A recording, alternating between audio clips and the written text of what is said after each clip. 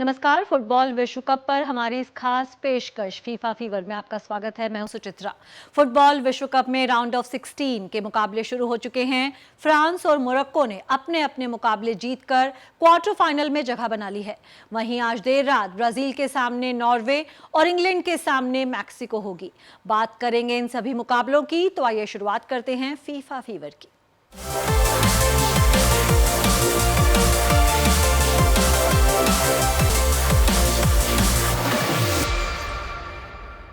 FIFA विश्व cup 2026 के round of 16 में फ्रांस ने पैराग्वे को 1-0 से हराकर अंतिम 8 में प्रवेश कर लिया। दोनों टीमों के बीच मुकाबला काफी रोमांचक रहा और पहले हाफ में कोई भी टीम गोल नहीं कर सकी। दूसरे हाफ में फ्रांस ने आक्रामक खेल दिखाया और एम्बापे ने 70वें मिनट में मिली पेनल्टी पर निर्णायक गोल किया। इसके बाद फ्रांस की रक्षा पंक्ति ने पैराग्वे के लगातार हमलों को नाकाम करते हुए बढ़त बरकरार रखी। पैराग्वे ने बराबरी के लिए कई प्रयास किए, लेकिन फ्रांस के गोलकीपर और डिफेंस ने शानदार प्रदर्शन किया। इस जीत के साथ ही फ्रांस ने लगातार मजबूत प्रदर्शन को जारी रखा है और अब क्वार्टर फाइनल में उसका सामना मोरक्को से होगा। तो एक शानदार जीत मिली है यहाँ पर फ्रांस को। हालांकि ये जो मुकाबला था, इसमें फ्रांस के सामने एक मजबूत चुनौती पेश की पैराग्वे ने। फ्रांस के जो फॉरवर्ड्स मशहूर हैं गोल करने के लिए, उन्हें लगातार रोकने की कोशिश की। दोनों टीमों के खिलाड़ियों के बीच हमें कुछ हीटेड एक्सचेंज ऑफ वर्ड्स भी देखने को मिले, काफ़ी कहासुनी भी देखने को मिली, लेकिन आखिरकार फ्रांस ने बाजी मारने में कामयाबी पाई। और अब बात करते हैं किलियन एम्बापे की। किलियन एम्बापे का रिकॉर्ड प्रदर्शन जारी है। एम्बापे ने पैराग्वे के खिलाफ इस मुकाबले में भी एक गोल किया। एम्बापे ने इस मैच में 70वें मिनट में पेनल्टी पर गोल किया। इस विश्व कप में अब एम्बापे के नाम पर 7 गोल हो गए हैं और गोल्डन बूट की रेस में उन्होंने मेसी की बराबरी कर ली है। एम्बापे ने विश्व कप के 2 संस्करण में 7 या ज्यादा गोल किए हैं। एम्बापे के नाम अब विश्व कप के नॉकआउट मुकाबलों में कुल 11 गोल हो गए हैं। विश्व कप के इतिहास में वो यूरोप की तरफ से सबसे ज्यादा गोल करने वाले खिलाड़ी हैं। विश्व कप में एम्बापे के कुल गोल की बात करें तो कुल 19 गोल हो गए हैं और खास बात यह है कि उनकी उम्र अभी सिर्फ 27 साल की है और 27 साल में ही उन्होंने रिकॉर्ड्स का इतना बड़ा अंबार लगा दिया है, जिसे पार करना शायद किसी भी खिलाड़ी के लिए मुश्किल होगा। फीफा विश्व कप 2026 के प्री क्वार्टर फाइनल में मोरक्को ने शानदार प्रदर्शन करते हुए कनाडा को 3-0 से हराकर क्वार्टर फाइनल में जगह बना ली। इस मैच में दोनों टीमों की तरफ से अनुशासनहीनता देखने को मिली। मैच में रिकॉर्ड 8 येलो कार्ड दिखाए गए और 38 फाउल देखने को मिले। पहले हाफ में कोई भी टीम गोल नहीं कर सकी। शुरुआत से ही आक्रामक खेल दिखाने वाली मोरक्को की टीम ने पहला गोल 50वें मिनट में करके बढ़त हासिल की। इसके बाद मोरक्को ने 2 और गोल दागकर मुकाबले पर पूरी तरह से नियंत्रण बना लिया। इस जीत के साथ मोरक्को ने लगातार दूसरी बार विश्व कप के क्वार्टर फाइनल में प्रवेश किया है। मोरक्को 2 बार विश्व कप के क्वार्टर फाइनल में पहुंचने वाला पहला अफ्रीकी देश है। अब मोरक्को का अविजित सिलसिला 10 मैच का हो गया है और क्वार्टर फाइनल में मोरक्को का सामना होगा फ्रांस के साथ। और इन मुकाबलों पर और चर्चा करने के लिए हमारे साथ जुड़ गए हैं हमारे सहयोगी अभिषेक महाजन। अभिषेक, किस तरह से देखते हैं, राउंड ऑफ 16 शुरू हो चुका है। फ्रांस की अगर खास तौर पर बात करें, कल पैराग्वे के टीम से तो मुकाबला था ही, वहीं गर्मी से मुकाबला था और जो हीटेड एक्सचेंज ऑफ वर्ड्स देखने को मिला, पता चल गया कि नॉकआउट शुरू हो गए। बिल्कुल सुचित्रा, कमाल का मुकाबला देखने को मिला। 37-38 डिग्री का टेम्परेचर था। हीटेड एक्सचेंजेस भी हमें दिखे मैदान में और पैराग्वे की तारीफ करनी होगी अनुशासन को। अगर हम भूल जाएं, धक्का मुक्की हुई या हीटेड एक्सचेंज भी हुए, जैसे आपने कहा, टैकलिंग हो रही थी, पुशिंग हो रही थी, सब हो रहा था, लेकिन पैराग्वे का डिफेंस अच्छा खासा था। आप देखिए, किलियन एम्बापे ने अच्छा खासा अटैकिंग फुटबॉल वो खेल रहे थे। ओलिसे को रोकना, डेम्बेले को रोकना, एम्बापे हो गए, बारसोला हो गए, इनको रोकना आसान नहीं होता। पैराग्वे ने वो सब कुछ किया, लेकिन जब वो धक्का मुक्की हो रही थी तो उसी बीच एक फाउल हुआ और पेनल्टी मिली 70वें मिनट में। लेकिन एम्बापे की जितनी तारीफ की जाए उतनी कम है। जैसा आपने कहा, गोल्डन बूट अवार्ड की दौड़ में वो हैं और अर्जेंटीना के जो कप्तान है मेसी को की बराबरी कर ली है, दोनों के साथ साथ गोल हैं। लेकिन अच्छी बात यह है कि एम्बापे के 2 असिस्ट भी हैं, तो अभी शायद वो गोल्डन बूट की दौड़ में आगे चल रहे हैं। आगे कौन सी टीम पहुंचती है? अर्जेंटीना और फ्रांस को फेवरेट्स माना जा रहा है, टाइटल कंटेंडर्स हैं। फ्रांस रनर्स अप भी थे पिछले संस्करण में, अर्जेंटीना जीता था, लेकिन देखने वाली बात होगी। लेकिन दोनों ही, चाहे मेसी की बात करें जिनके 7 गोल हैं, टोटल 20 हैं, एम्बापे के 19 हैं टोटल वर्ल्ड कप्स में, लेकिन दोनों ही बढ़िया खेल खेल रहे हैं। और टीम गेम माना जाता है फुटबॉल को, लेकिन स्टार पावर भी, जैसे हम कहते हैं ना, वो बहुत ज़रूरी है। और इंडिविजुअल परफॉर्मेंसेज अगर अच्छी होती हैं तो टीम भी जाहिर तौर पर अच्छा परफॉर्म करती है।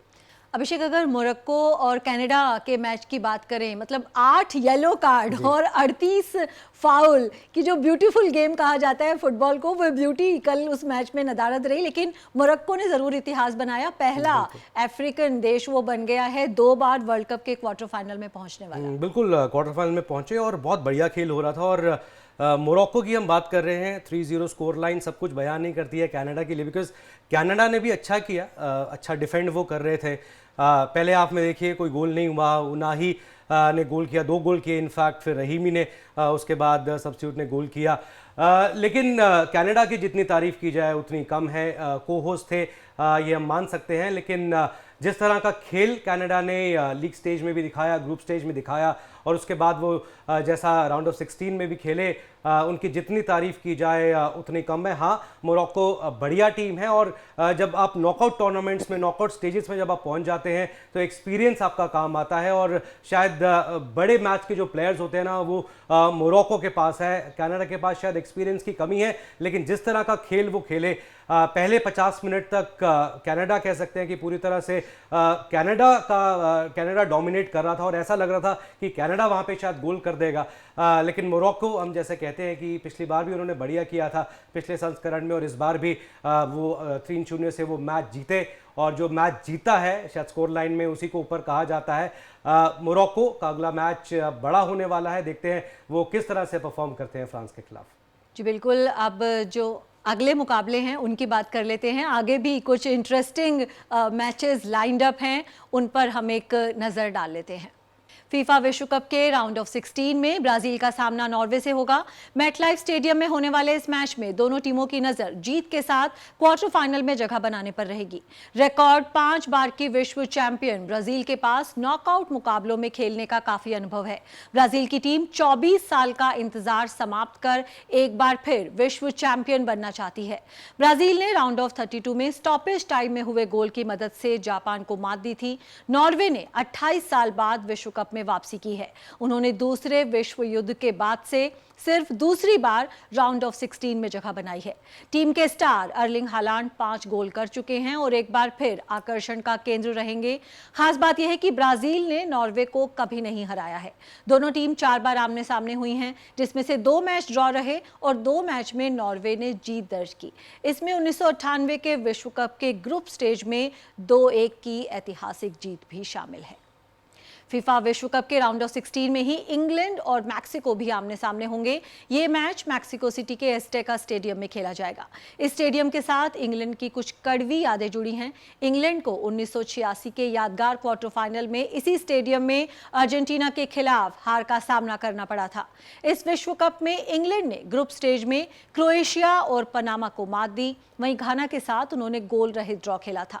राउंड ऑफ 32 में इंग्लैंड ने एक कड़े मुकाबले में पिछड़ने के बाद शानदार वापसी करते हुए कांगो को हराया था। कप्तान हैरी केन ने उस मैच के आखिरी 15 मिनट में 2 गोल कर अपनी टीम को जीत दिलाई थी। वहीं मैक्सिको ने इस विश्व कप में अपने 4 मुकाबलों में अब तक एक भी गोल नहीं खाया है।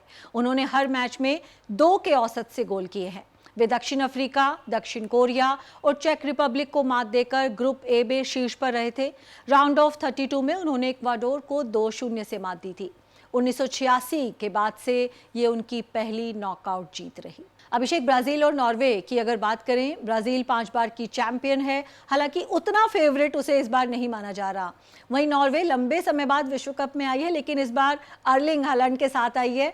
कैसे देखते हैं इस मुकाबले? नहीं, बिल्कुल, अर्लिंग हालैंड बढ़िया गेम है उनका, और 5 गोल एम्बापे और मेसी के बाद वही हैं। लेकिन ऑन पेपर ब्राज़ील फेवरेट है, बढ़िया खेल खेल रहा है। विनीशियस जूनियर की बात की जाए बढ़िया प्लेयर उनके पास हैं। नेमार फिट हो गए हैं। एंचेलोटी ने बोल दिया है कि उनके कोच ने कह दिया है कि वो अब 90 मिनट खेलने के लिए तैयार हैं। अभी सिर्फ 14 मिनट खेले हैं, अगर मैं गलत नहीं हूं तो पिछले मैच में खेले भी नहीं थे। ये प्लस पॉइंट होगा, क्योंकि जो बड़े खिलाड़ी होते हैं अगर वो मैदान पे भी दिखाई देते हैं, शायद कुछ करे भी ना, वो भी बहुत बड़ा सपोर्ट होता है बाकी प्लेयर्स के लिए। तो नेमार, विनीशियस जूनियर पे सबकी नज़रें होंगी। नॉर्वे कभी हारा नहीं है। अब देखिए ब्राज़ील से उसमें 2 फ्रेंडलीज भी हैं, और हमने अब दिखाया भी कि फीफा वर्ल्ड कप में भी वो हारे। लेकिन देखना होगा कि ब्राज़ील किस तरह से परफॉर्म करती है। शुरुआत काफ़ी इंपॉर्टेंट होगी, लेकिन जैसा मैंने कहा कि बड़े खिलाड़ियों पर नज़र होगी। लेकिन नॉर्वे और ब्राज़ील का हम कह सकते हैं कि बहुत बड़ा मुकाबला होने वाला है, और कड़ी टक्कर ज़रूर दोनों के बीच में देखने को मिलेगी। वहीं अभिषेक, अगर इंग्लैंड और मैक्सिको के मैच की बात करें, एज़टेका से जुड़ी कड़वी यादें तो हैं, वहीं आज आंधी तूफान का भी अंदेशा जताया जा रहा है। एक रिक्वेस्ट थी मैच का जो टाइम है बदलने की, फीफा ने नहीं मानी, तो मैच के बाहर की चीज़ों को दरकिनार कर इंग्लैंड कितनी बड़ी टक्कर दे पाएगा मैक्सिको को, जो अपने घर में खेल रही है। एक रिकॉर्ड में पढ़ रहा था, 89 मैच खेली है मैक्सिको टीम, यहाँ पर सिर्फ 2 हारी है। एज़टेका स्टेडियम में हाई ऑल्टीट्यूड है, 7220 अबव सी लेवल है। ऑक्सीजन की कमी रहती है। मैक्सिको के जो प्लेयर्स हैं वो यूज्ड टू हैं यहाँ पे खेलने के। इंग्लैंड की कड़वी यादें हैं, जैसा हमने पहले भी बताया। बट ऑन पेपर मैं फिर भी कहूँगा कि इंग्लैंड ज़्यादा बेहतर दिखाई देती है यहाँ पे। हालांकि फेवरेट्स कह सकते हैं कि मैक्सिको भी है, लेकिन मेरे हिसाब से इंग्लैंड बेहतर खेल यहाँ पे खेल सकती है। हैरी केन पे बहुत कुछ डिपेंड करेगा, हैरी केन इन पे बहुत कुछ डिपेंड करेगा। अगर यहाँ पर इंग्लैंड जीत जाती है तो वो काफ़ी कॉन्फिडेंस बूस्टर होगा इंग्लैंड के लिए। 1966 में इंग्लैंड चैंपियंस बनी थी या क्वार्टर फाइनल के ऊपर, उसके बाद वो गए नहीं हैं। तो इंग्लैंड के लिए भी बहुत बड़ा चैलेंज है, और ये वाला अगर वो स्टेज क्रॉस कर लेते हैं तो जैसे मैंने कहा कि बहुत बड़ा कॉन्फिडेंस बूस्टर उनके लिए होगा। मैक्सिको ने गोल कंसीड नहीं किया है, तो उनको भी हम कम नहीं आंक सकते हैं, लेकिन फिर भी इंग्लैंड को मैं यहाँ पर फेवरेट कहूँगा। तो बिल्कुल इंग्लैंड यहाँ पर फेवरेट लग रही है अभिषेक को। देखना होगा किस तरह के मुकाबले में देखने को मिलते हैं। बहुत बहुत शुक्रिया अभिषेक हमारे साथ जुड़ने के लिए। अब बात करते हैं केप वर्डे की, जिस देश की आबादी कई महानगरों से भी कम हो, और जिस टीम ने आधी सदी तक विश्व कप के मंच का इंतजार किया हो। जब वही टीम दुनिया की सबसे बड़ी फुटबॉल महाशक्तियों को कड़ी टक्कर दे, तो उसे सिर्फ इतिहास नहीं बल्कि फुटबॉल क्रांति कहा जाता है। समुद्र के बीच बसे छोटे से द्वीपीय देश केप वर्डे ने फुटबॉल के महासागर में ऐसी लहर पैदा की है जिसकी गूंज पूरी दुनिया में सुनाई दे रही है। देखिए रिपोर्ट। फुटबॉल विश्व कप के नॉकआउट राउंड में पहुंचने वाला सबसे छोटा देश केप वर्डे इस विश्व कप की सबसे बड़ी हाईलाइट रहा है। भले ही केप वर्डे की टीम राउंड ऑफ 32 के मैच में अर्जेंटीना से हार गई, लेकिन अपने दमदार प्रदर्शन से सबका दिल जरूर जीतने में कामयाब रही। विश्व कप में पहली बार खेल रही केप वर्डे सबको चौंकाते हुए नॉकआउट दौर में पहुंची। दुनिया में 67वीं रैंकिंग की टीम केप वर्डे ने अपने पहले ही मैच में यूरो चैंपियन स्पेन को गोल रहित ड्रॉ पर रोककर सबको चौंका दिया था। उस ड्रॉ के बाद केप वर्डे ने विश्व कप में अपना पहला अंक हासिल किया। उस मैच में शानदार बचाव करने वाले केप वर्डे के गोलकीपर वोजिनिया रातों रात स्टार बन गए थे। स्पेन के खिलाफ मैच शुरू होने से पहले वोजिनिया के सोशल मीडिया पर 50,000 के करीब फॉलोअर्स थे, लेकिन उस मैच के खत्म होते होते वोजिनिया सोशल मीडिया पर बड़ा क्रेज बन गए। अब उनके पास 20 मिलियन से ज्यादा फॉलोअर्स हैं। इसके बाद दूसरे मैच में केप वर्डे ने उरुग्वे के साथ 2-2 से ड्रॉ खेला। केप वर्डे ने विश्व कप में पहली बार गोल करने में कामयाबी पाई। अपने आखिरी ग्रुप मैच में केप वर्डे ने सऊदी अरब के साथ गोल रहित ड्रॉ खेला और ग्रुप में उप विजेता रहते हुए नॉकआउट दौर में जगह बनाई। केप वर्डे विश्व कप के नॉकआउट में पहुंचने वाला सबसे छोटा देश है। राउंड ऑफ 32 के मैच में केप वर्डे की टीम मौजूदा विश्व चैंपियन अर्जेंटीना को कड़ी टक्कर देती नजर आई। केप वर्डे ने विश्व चैंपियन को निर्धारित समय में जीत से वंचित रखा और मैच में टीम ने 2 बार पिछड़ने के बाद वापसी की और अर्जेंटीना पर लगातार दबाव बनाए रखा। केप वर्डे के गोलकीपर वोजिना ने इस मैच में 8 शानदार बचाव किए, जिसमें अर्जेंटीना के स्टार लायनल मेसी के खिलाफ 1-1 भी शामिल रहा। केप वर्डे की टीम अर्जेंटीना को पेनल्टी शूटआउट में ले जाने से सिर्फ 10 मिनट की दूरी पर थी। भले ही टीम ये मैच हार गई, लेकिन केप वर्डे का ये साहसिक प्रदर्शन इतिहास के पन्नों में दर्ज हो गया है। इस छोटे से देश ने दिखा दिया कि वे दुनिया की किसी भी बड़ी टीम को टक्कर दे सकते हैं। टीम के 40 वर्षीय गोलकीपर वोजिनिया के पास फिलहाल कोई क्लब नहीं है। पुर्तगाल के सेकंड डिवीजन क्लब शावेस के साथ उनका करार समाप्त हो चुका है। उन्होंने इस विश्व कप में कुल 18 सेव किए हैं और अब दुनिया भर के क्लब्स की नजर उन पर रहेगी। Sports desk, DD news. तो इस विश्व कप की सबसे बड़ी स्टोरी रहा है केप वर्डे और सबसे बड़े हीरो बनकर उभरे हैं उनके गोलकीपर वोजिनिया। फीफा फीवर में फिलहाल इतना ही। हमारी पूरी टीम को दीजिए अनुमति। नमस्कार।